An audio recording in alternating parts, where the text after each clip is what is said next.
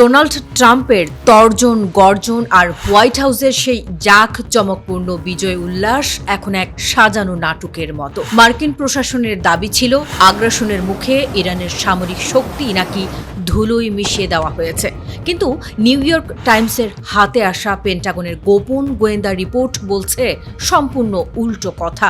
ধ্বংস হওয়া তো দূরের কথা, বরং ইরানের 70% মিসাইল ভান্ডার আর অত্যাধুনিক লঞ্চারগুলো আজ আগের চেয়েও বেশি সক্রিয়।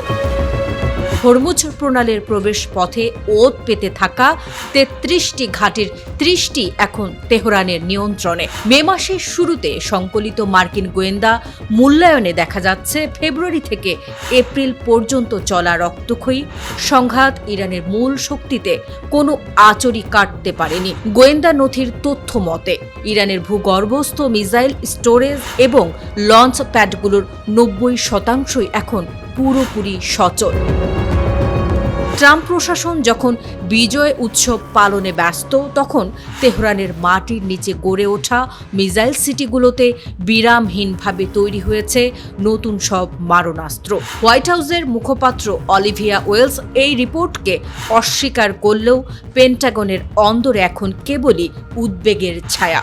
কারণ যে শক্তির বিনাশ করার দাবি করা হয়েছিল তা এখন দ্বিগুণ তেজে ফুঁসে উঠেছে।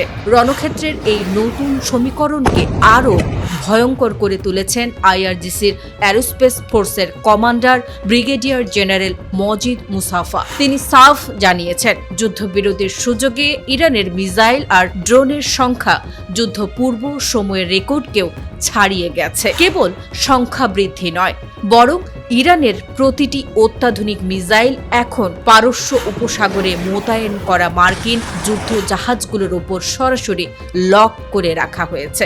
জেনারেলদের বার্তা স্পষ্ট, যে কোনো মুহূর্তে চূড়ান্ত নির্দেশ পাওয়া মাত্রই শত্রুর নৌবহরকে সাগরের তলদেশে পাঠিয়ে দিতে প্রস্তুত তার বাহিনী। এই আত্মবিশ্বাসী বলে দিচ্ছে পেন্টাগনের রাডার যা ধরতে পারেনি তা এখন রণাঙ্গনে আমেরিকার জন্য সাক্ষাৎ আজরাইল হয়ে দাঁড়িয়েছে।